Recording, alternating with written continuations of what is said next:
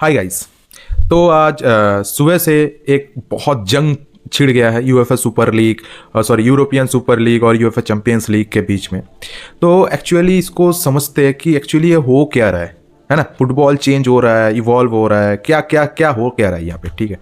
तो देखो बेसिकली ये क्या है ना, ये एक जंग है दोनों, लाइक यूएफए एक तरफ है, यूएफए और फीफा, और एक तरफ है लाइक वर्ल्ड के सबसे बड़े clubs like Barcelona, real Madrid, city, Arsenal, United, Chelsea, बड़े बड़े क्लब्स, ठीक है।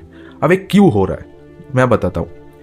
अभी तक जो हो रहा है, जो बड़े मैचेस होता है, चाहे लीग्स होता है, ठीक है, चाहे यूएफए चैंपियंस लीग होता है, इसका मोनोपोली है यूएफए और फीफा के अंदर, ठीक है। यहाँ से जो रेवेन्यू जनरेट होता है वो रेवेन्यू यूएफए और फीफा क्लब्स को देते हैं, और बहुत कम देता है, ठीक है, बहुत ही कम देता है। इसलिए बड़े जो क्लब्स है, लाइक ये जो बड़े क्लब्स के मैंने नाम लिया, इन लोगों का एक ग्रुप बना और उन लोगों ने डिसाइड किया कि हम एक अलग कंपटीशन बनाएंगे, ठीक है, जिसका नाम है यूरोपियन सुपर लीग, जिसमें बड़े बड़े क्लब्स खेलेंगे और वहां से जो रेवेन्यू जनरेट होगा वो डायरेक्टली हमारे पास आएगा, ठीक है। तो क्योंकि एक्चुअली ये बड़े क्लब्स ही रेवेन्यू जनरेट करते हैं ना, तो ये जो रेवेन्यू जो हम जनरेट कर रहे हैं वो डायरेक्टली हमारे पास आएगा, ठीक है। तो 18 अप्रैल 2021 को एक यूरोपियन सुपर लीग करके एक लीग का लाइक प्रस्ताव रखा गया कि ये लीग होगा, ठीक। लेकिन कुछ ही दिनों में उड़ गया, लाइक इतना बैकलैश आया towards from fans, from the UEFA and FIFA, इसका धज्जिया उड़ गया है, ठीक। अब क्यों आया? क्योंकि इसका स्ट्रक्चर ही ऐसा था, ठीक है। फर्स्टली एक क्या लाइक ये मॉडल क्या ला रहे थे, क्योंकि हम सिर्फ बड़े क्लब्स कॉम्पीट करेंगे, और इसमें बहुत बड़े बड़े क्लब्स जुड़ा था तब, like Barcelona, real Madrid, Juventus, Inter Milan, AC Milan, city, Manchester United, Arsenal, Chelsea, बहुत क्लब इसमें एग्री किया और कि हाँ ठीक है करते। लेकिन जो बैकलेस दिखा ना फ्रॉम फैंस कि भाई यहाँ पे कोई रेलीगेशन नहीं है, एक लीग है 16 टीम का, ठीक है, जिसमें से टॉप के टीम्स ही खेलेंगे, लेकिन उसमें कोई रेलीगेशन नहीं है। तो लोअर डिवीजन क्लब्स का क्या होगा? अगर कोई लाइक नीचे वाले टीम, कोई अगर एस्टन विला, ठीक है, ब्राइटन जैसे टीम अगर कोई सपोर्टर है, तो वो टीम्स क्या करेंगे? वो तो लेगेसी क्लब में नहीं आता है ना, तो वो टीम्स क्या करेंगे, ठीक है। तो उसमें एक लाइक फैंस का बहुत बैकलेस है कि नहीं फुटबॉल तो खत्म हो जाएगा, अभी तो फुटबॉल लाइक एक सिर्फ बड़े क्लब्स के हाथ में ही रहेगा। तो एक बहुत ज्यादा बैकलेस आया फैंस की तरफ से। और दूसरी तरफ यूएफए और फीफा ने क्या देखा? यूएफए और फीफा ने देखा कि अगर ये सब बड़े टीम्स निकल जाएगा तो उसका रेवेन्यू भी डाउन होगा, ठीक है, क्योंकि फुटबॉल का किसी को पड़ा नहीं है। यहाँ पे सब पैसों के पीछे दौड़ रहे हैं, क्योंकि फुटबॉल में भाई अंधा पैसा है, अंधा पैसा, ठीक है। तो यूएफए और फीफा ने कहा कि ठीक है तुम कर लो अपना सुपर लीग, ठीक है, लेकिन जो जो क्लब्स पार्टिसिपेट करेगा सुपर लीग्स में, हम उन सारे क्लब्स को अपने ओन लीग, लाइक अगर बार्सिलोना और रियल मैड्रिड पार्टिसिपेट करते हैं तो बार्सिलोना और रियल मैड्रिड को ला लीगा और यूएफए चैंपियंस लीग से हम निकाल देंगे। और फीफा ने क्या बोला कि अगर बार्सिलोना, रियल मैड्रिड लाइक अगर जैसे टीम अगर खेलता है सुपर लीग में, तो उन क्लब्स के प्लेयर्स नेशनल लाइक फीफा में कॉम्पीट नहीं कर सकते, फीफा वर्ल्ड कप में कॉम्पीट नहीं कर सकते, ठीक है, हम बैन कर देंगे। तो ये एक वर्डिक्ट आया तब। तो तब इन लोगों ने क्या किया? इन लोगों ने देखा कि यार ये तो गलत है, ठीक है। तो जो यूरोपियन सुपर लीग के फेवर में थे, उन्होंने जाके स्पेनिश कोर्ट में स्पेनिश कोर्ट में पिटीशन फाइल कर दी कि यूएफए फीफा ऐसे नहीं कह सकते। और स्पेनिश कोर्ट ने बोला कि भाई हमसे नहीं हो रहा, आप लोग आप लोग यूरोपियन कोर्ट में जाओ, ठीक है। तो ये पिटीशन यूरोपियन कोर्ट में गया 21 दिसंबर 2023 को उसका वर्डिक्ट आना था। और वर्डिक्ट क्या आया कि फीफा और यूएफए, हालांकि ये प्राइवेट ऑर्गेनाइजेशन है, ये किसी भी क्लब को कहीं पे पार्टिसिपेट करने से रोक नहीं सकता।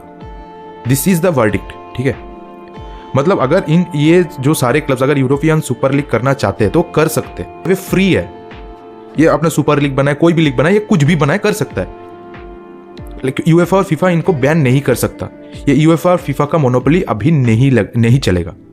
So this is what's going on, ठीक है। ये जो इतना बड़ा हुआ है ना, ये यही है, ठीक है। देखो यहाँ पे ना दोनों जस्टिफाइड है, दोनों तरफ जस्टिफाइड है। यूएफए फीफा भी जस्टिफाइड है और यूरोपियन सुपर लीग जो बड़े क्लब्स है ये भी जस्टिफाइड है। पहले आते बड़े क्लब्स जो यूरोपियन सुपर लीग के फेवर में थे, ठीक है।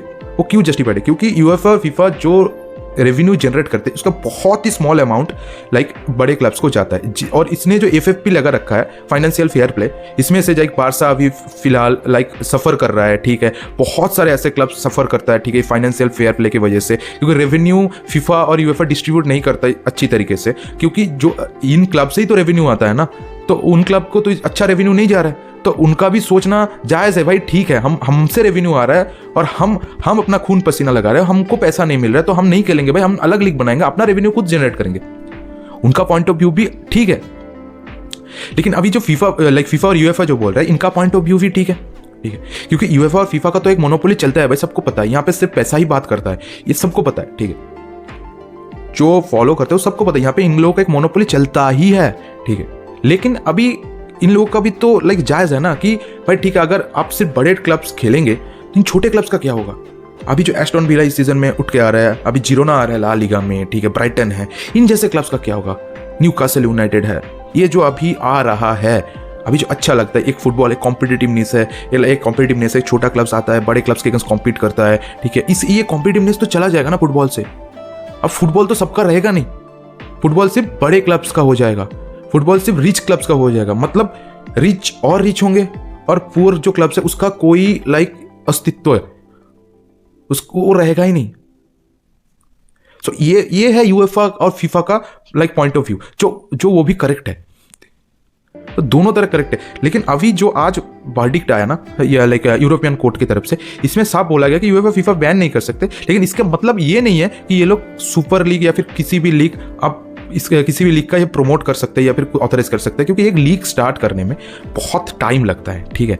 अब ये जो बोल रहे हैं एक 16 टीम का एक लाइक चार्ट होगा, 16 बड़े टीम अगर चार्ट होगा, लेकिन ये अभी इतना आसान नहीं है यूरोपियन सुपर लीग बनाना, ठीक है।